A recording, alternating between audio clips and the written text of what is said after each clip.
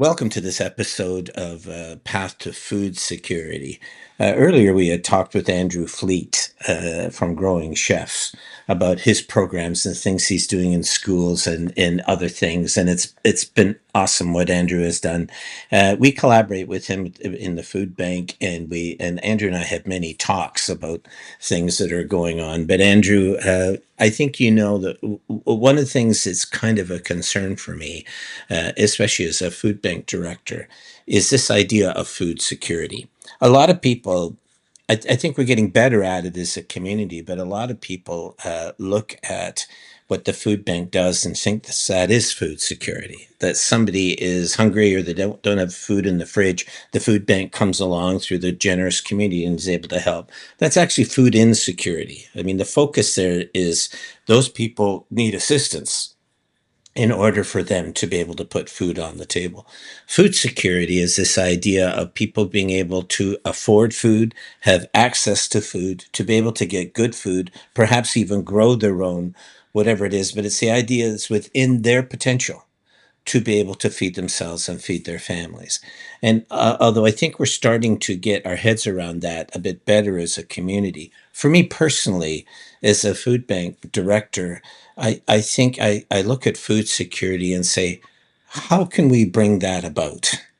I realize that a lot of it has to do with income, right? And I think that that's important. And I do think that there are people on social assistance premiums, like people on disability or people who on Ontario Works, who do not get enough to be able to pay the rent and to put food on the table. Now, that's especially true since the pandemic. I mean, an average person, um, on Ontario Works is getting $733 a month.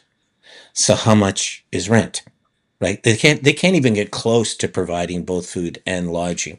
It's really difficult. So I think that that's really true. But I think because you're an imaginative person and you look at things from a wider perspective, I fear that as a community, London doesn't have the pieces in place to provide that food security. Now, I'm not talking about those government portions, those are provincial responsibilities that they have.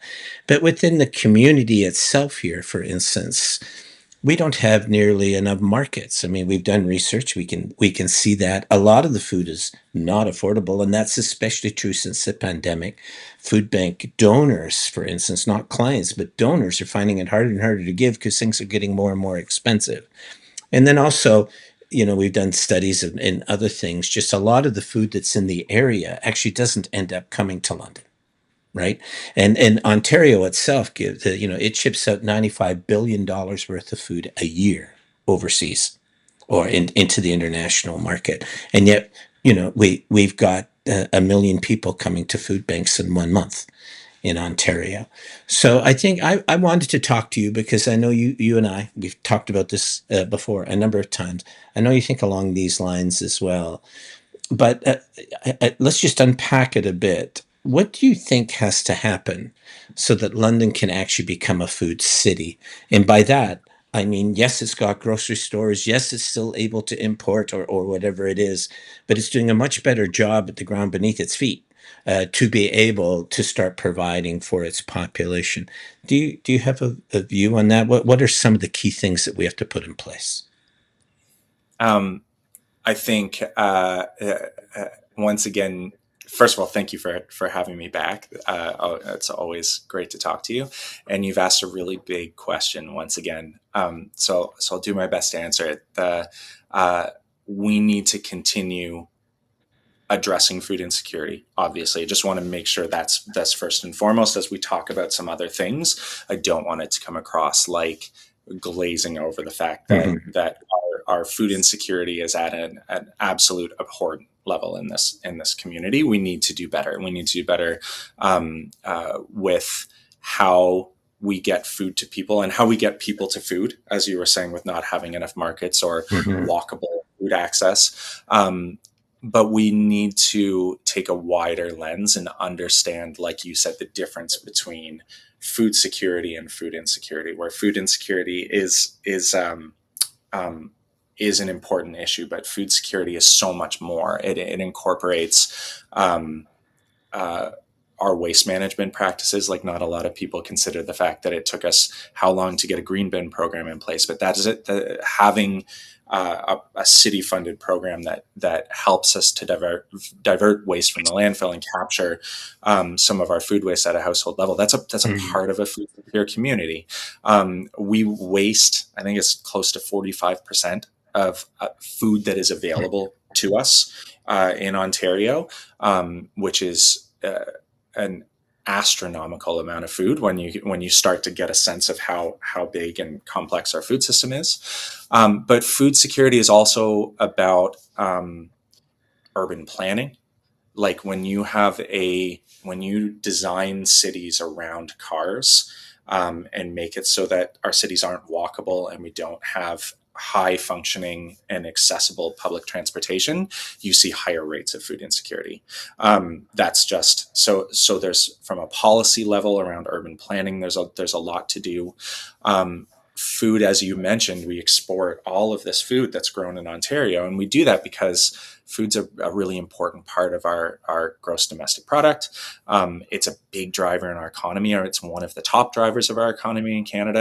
And understanding the economics of food, um, and having that understanding exist at the population level is really important, because the economy of food is the probably the most important immediate tool that we have in moving the dial towards building a food secure community, because that's where the money is.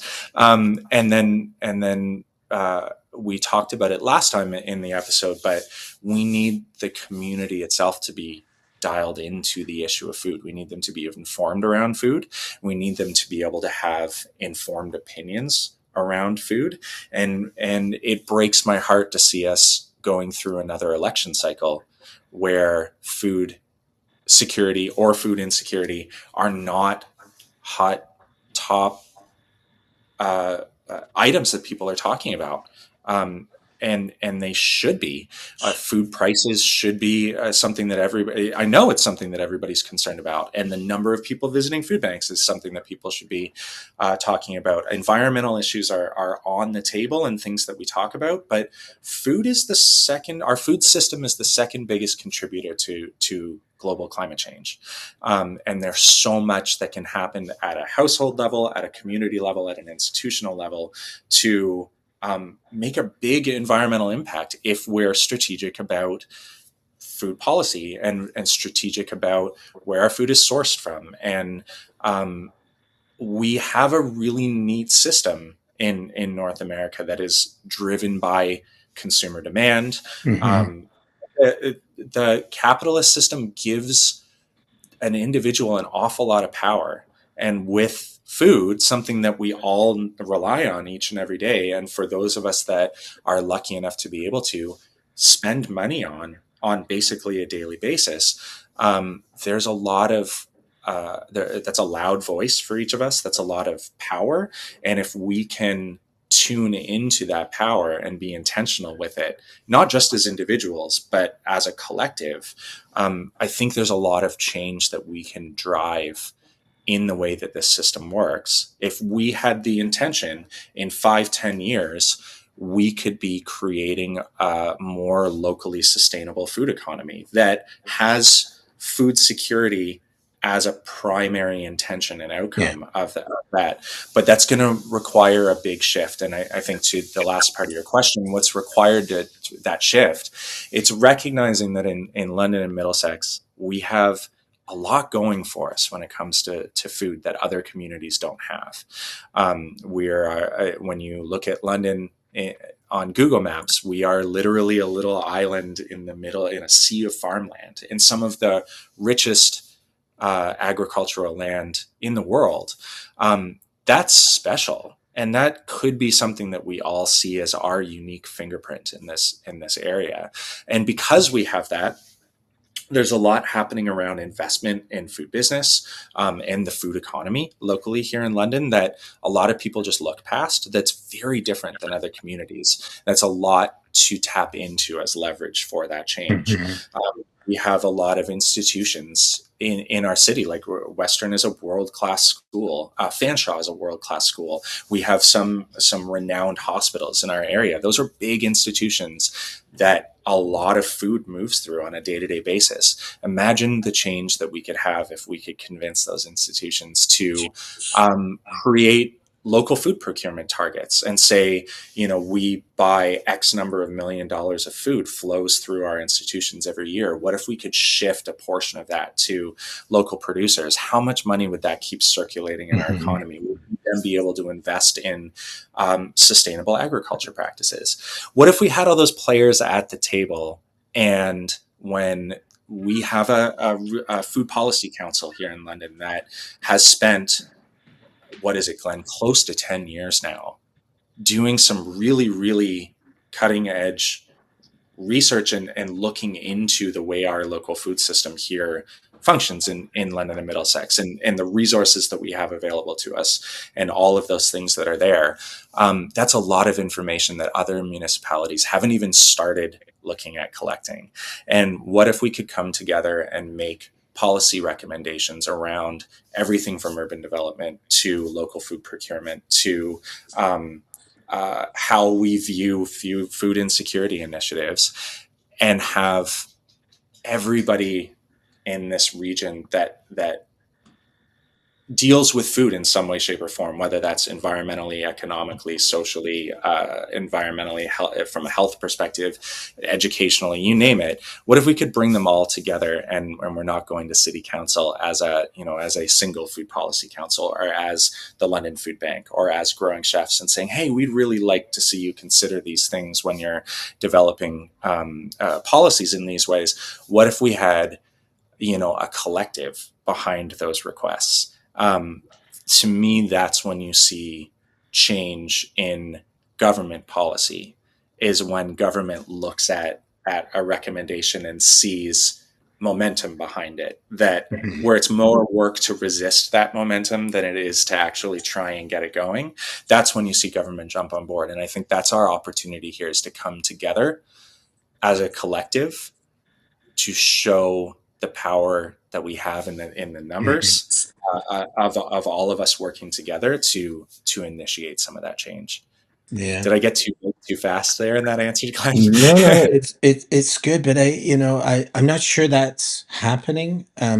It was 12, 13 years ago that the food bank, the city, the health unit, the Middlesex London Health Unit, and also the London Community Foundation. It was, spurred on by the London Community Foundation, that invested in pulling a bunch of people together to talk about, could we begin a food policy council in London? And we brought people from other food policy councils across the country in to speak to us and to see what could be done. There was success in some places, and not so much in others.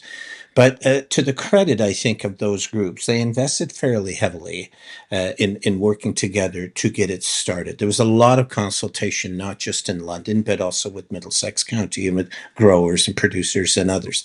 Um, and I think that was important. But the key thing, the thing that really came out of it, and which we invested pretty heavily in, was the food assessment.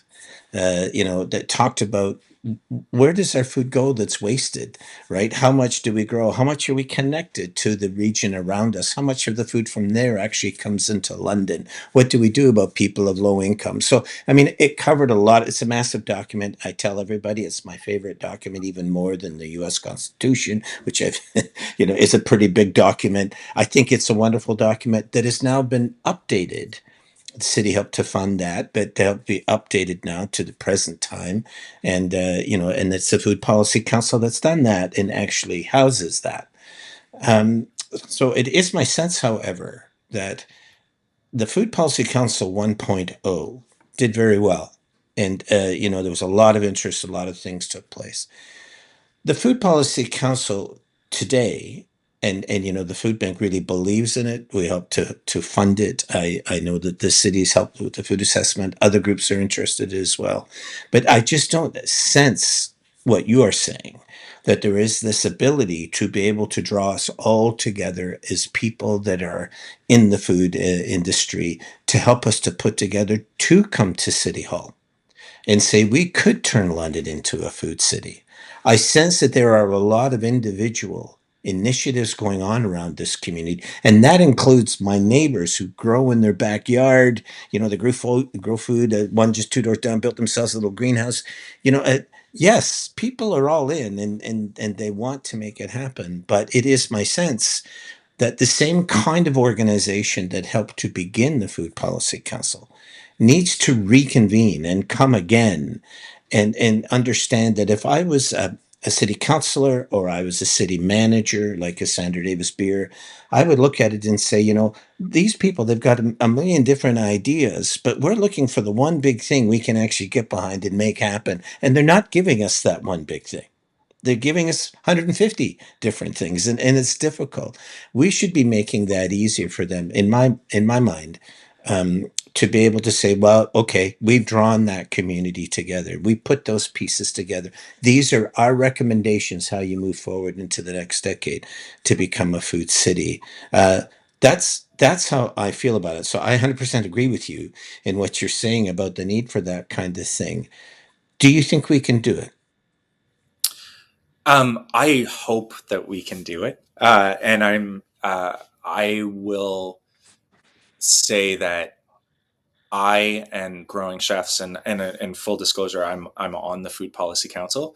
I'm Mhm. incredibly proud of the work that's been done, and I hope that we will be a part of how to do this. But what I will say is, so I'm sure you're aware of this, but if anyone watching this hasn't seen it yet, there is Google the San Diego Food System Alliance and see what comes up. And that is a really great, and Halifax. You can Google what Halifax is doing around a food system. I think they call it a collective or Yeah, collaborative. yeah, Um, and what you will find there is a combination in both instances. Those are my two, I think, the two strongest examples that I've seen, where you've seen local government in San Diego's case, it's state government as well, and in Halifax's provincial government. But you are also seeing um, people from the agriculture sector, so commodity groups. You're seeing higher education researchers, but also those institutions we're talking about, people from the medical field, people from education, people from social services, emergency food services, um, uh, environmental groups. You're seeing small scale community NGOs. You're seeing community members, and then you're seeing people from the economic side of things. So, yeah, like in London, would be like the London Economic Development yeah, Corporation, yeah. all coming together to form these collectives to say we are committing to leave our personal agendas at the door for a minute and come together and explore where we have common goals. And that to me is really, really inspiring and really Mhm. exciting to say, to see all of those groups at the table and say, we recognize that a sustainable food system that is able to sustain itself locally, should they need to. So we're growing enough food here to be able to meet our own needs should we have to, but we can still see the businesses make a respectable profit, but still be able to serve the community as well. We can make sure that community members have enough, and we can make sure that we're making decisions as a community Mhm. as we move forward, whether that's through urban development, whether it's through higher education or healthcare or environmentally, all of those pieces with the goal in mind that in 20 and 30 years we don't have our kids or their kids sitting at a table and going, um, are the generations that came before us just ran the well dry and now we don't know where Mhm. to start. Mhm. It's one of the first, again, back to if you watch the last episode, my executive chef, when the Vancouver Aquarium approached him about starting a seafood sustainability program, stood up and said, why would I ever serve in a strictly seafood restaurant a piece of fish that is not being sustainably harvested from the ocean? If Mhm. I can't see a vision where my staff 20 years from now could serve this particular dish, why am I featuring that dish on my menu? I have an unsustainable business plan. And being able to bring everybody together and find that common vision and going, we can see that achieving a sustainable food system that is food secure, that is environmentally sustainable, that's economically sustainable, and that is sustainable from a community health and well-being perspective. That means that our community 20 years from now is going to be significantly better off. So if we can bring everybody together to find that common vision, like we've seen in those other examples, what's really exciting to me, Glenn, is in both of those examples, Halifax and San Diego, if you dig beneath the surface, they've brought those players together. They've done the visioning exercise. They've created the mission statement for the collective. And then when you look at them starting to enter an action planning stage, do you know what some of those first steps in the action planning stages are? Is we need to do a community food systems assessment. We need Which we to have. do a scope of what is happening in our communities at Mm-hmm. all, so figure out how to bring it together. And the reason that's exciting to me is we're 10 years into that journey. We have a community food systems assessment that is not done by the Food Policy Council. They just stewarded through the process with all of the support that you outlined. The recommendations for how to move forward came from the collective impact of all of those years worth of research. There were so many inputs into these reports that we have to build from. What I see in this scenario is a ecosystem that is primed and ready to not just be able to achieve what we're talking about, but be a leader in this sector. And with those two examples, which were both cited and researched through the community food systems assessment as potentials, they are ahead of us in terms of bringing people together, but they're quite a bit behind us in the work that they see that needs to be done. And so to me, what that means is we need to learn from them and how they brought those players together around the table, how they identified the key people to invite, or did they make a broader introduction? Who was at the center of that, coordinating those first steps? Does that mean that our Food Policy Council is the one to try and bring people together? Does that mean we need a smaller collective, like what we saw at the beginning of the process that you were describing that created the Food Policy Council? Do we need a small collective to bring together the larger collective? But to me, that roadmap has been shown to us that it's possible. And it's now going to be up to us, whether that's, again, the food bank or growing chefs or the Food Policy Council or the community foundation or the city, or whether that's somehow all of us coming together and making a call to action and saying, hey, let's come together. Let's leave our personal agendas at the door. Let's recognize the important work that all of us are doing here in the region. But let's leave that aside for a moment and come together and find our commonalities. There will be time later for us to explore the strengths and weaknesses of our differences, but let's create that common vision and let's look at the roadmap that we have invested 10 years into creating and Mm-hmm. figure out those first steps forward as a community. Yeah. Yeah. I think in the 5 minutes we got left, I would just like to solve this. It just seems to me the food bank, for instance, gives the Food Policy Council $100,000 a year. Now, that's because we believe in it. We believe if we're going to do away with food banks, it's going to be by creating food security, right? So we're all in. And I do think other people have been all in as well, but it is not happening to the degree that you are saying. That I don't think that's all the Food Policy Council's fault. I think those of us who really believe in what you're talking about in San Diego or Halifax, and I'm aware of both of those. I mean, we just need to do it. So you're saying, would it be the Food Policy Council? Yes, maybe. It would definitely be helpful if the city was more engaged in that. And but you know, all this money and investment has gone into the Food Policy Council, so it seems to me they are the logical group to draw those larger pieces together. And I think the rest of us should get all in behind them and give them whatever they require to do that. And maybe some other time you and I can have another one of these talks, Andrew, and talk about, well, what are you talking about there? Like when you say get behind it, how could the public get behind it? The media, the city, business community, right? Nonprofits, educational groups, the health unit, all of those things. Maybe we can have a talk about that. But I'm fully with you. I just can't believe we've done all of this work for 10 years and we're primed, and yet we can't seem to be able to cross that line.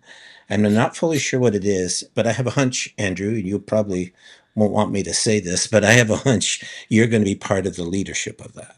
And we're going to need that help. But you need to put on the table what it is that you think that you require, and then we as a food bank and others will come around the Food Policy Council and help to make that happen. And we've just come too far. Too much money has been spent and research been given and investment being made. And the food policy have somehow kept themselves going during all of these years, even with not having the full amount of funding that they require. Right? So hats off to the Food Policy Council. But let's look at stage 2.0 then, and let's just put it in place. And then we need a vehicle to become a food city. We can't just talk about it and theorize about it and be idealistic about it. We actually have to have a structure put in place, and we needed a group to help us to do that. So if you can take that back to the Food Policy Council and say, we're all in. Whatever it is, make your recommendations, and we'll be there. And if something is happening that way and you want to come on the show, or Food Policy wants to come on the show, we'll talk about it and see what can be done. But I appreciate you laying it out as clearly as you did. And I think you're also And involved in food security yourself as an organization of growing chefs. So you'd be much more qualified to do something like that than a food bank that's in food insecurity and trying to do something else. So thank you for this, Andrew. Anything you want to say to wrap up? yeah, I do, and thank you for all that, because I totally agree, and I just want to recognize, with what you said, the time to act on all of this is yesterday. Mm-hmm. That's abundantly clear. But at the same time, there's a saying that is often floated around kitchens and restaurants everywhere. And this came to me, 25 years ago when I started my career in food Mm-hmm. service. You'll often hear chefs say, "Hey, don't rush, but hurry up." And I think that's true right now, where we have the foundation we have because of the investment that's been made and because of all the work that's been done, and that work takes time, Mm-hmm. and we took the time and we did it very well. But the time to act is already here, Yeah. and we need to move quickly. But we also need to be mindful of and intentional in the way that we react. So Yeah. hopefully, it will be sooner than later when we get together and talk again, and there will be lots of updates. And the only thing that I'll say in conclusion is, it's going to take, there's no one agency that can move this forward on their own. There's no one person that can move it forward on our own. We're going to have to come together and stand together and act together. So who that is and how it starts, that'll be what we talk about next time. Well, I'm going to write in a little piece of paper and I'm just going to send it into the Food Policy Council. Listen to Andrew. Let's just get it started. So we'll see what happens. Thank you for this, Andrew. And we'll talk again as this process moves forward. I appreciate it. Thank you, Glenn. Okay, Thank, take care. thanks.